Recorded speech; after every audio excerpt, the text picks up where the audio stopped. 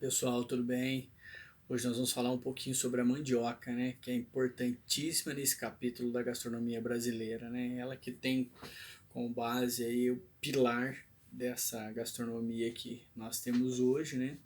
Vindo lá de trás, né? Sendo descoberta pelos portugueses quando é que chegaram, mas anteriormente a eles ela já existia aqui. Então era uma comida muito presente na alimentação dos índios, né? Que habitavam já o nosso país antes do descobrimento pelos portugueses. E essa alimentação fazia com que eles tivessem aí um corpo mais saudável, né? Uma pele mais rija, enfim, uma alimentação adequada para a época.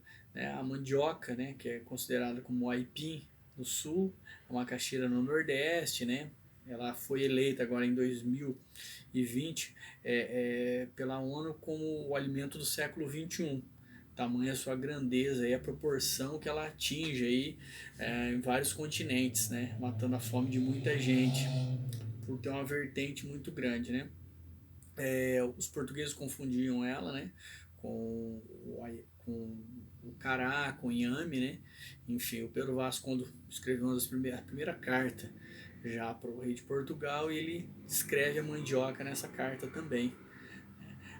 Assim como o Padre Anchieta, quando aqui chegou, ele também descreveu a mandioca como o pão da terra, tamanha sua grandiosidade, né? Também o Câmara Cascudo, no livro História da Alimentação no Brasil, cita a mandioca como a rainha do Brasil. Tamanha essa versatilidade dela na gastronomia como um todo, na alimentação, né? Para matar a fome desse povo. Né? É, o valor energético dela, né? Substitui aí o pão, o arroz e o macarrão. Então, um substituto aí à altura desses ingredientes, né? Tem uma toxina que é o ácido cianídrico, né? Por exemplo, lá no Pará, os índios faziam um trabalho com ela para poder estar retirando esse ácido e se alimentando após alguns dias, porque tem algumas mandiocas, algumas espécies que têm esse veneno, né? Então eles conseguiram identificar e acabavam tirando. E é esse ácido, né? Que é esse veneno dela. O Brasil produz hoje em torno de 27 milhões de toneladas, né? Então é uma produção muito grande, a vertente. Acaba que o que? Se a gente for dar uma olhada, alguns anos atrás foi feito um trabalho pela Embrapa e hoje o maior produtor é a África, né? Com mais de 50 toneladas aí. Depois nós temos a Ásia, enfim, vários países hoje produzem. Por quê? Porque ela consegue tá se adaptando a vários solos, né?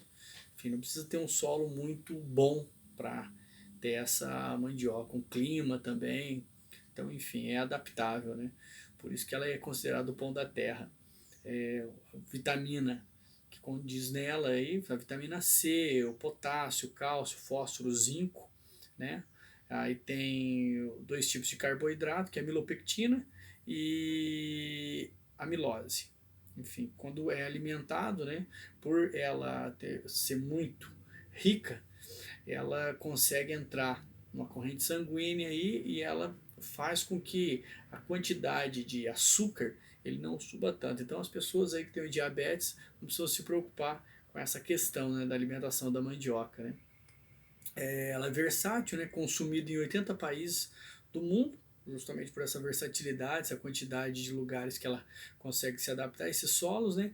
E tem alguns pratos como a base dela, né? Farofa, farinha de mandioca, coxinha de mandioca, muito versátil, purê escondidinho, ela entra na versão com carne seca e tudo mais. Antigamente os índios consumiam com beiju, então por isso os portugueses trocaram aquela alimentação com pão que eles se alimentavam para o beiju e depois agora a gente vê uma explosão aí de pratos à base de tapioca, né?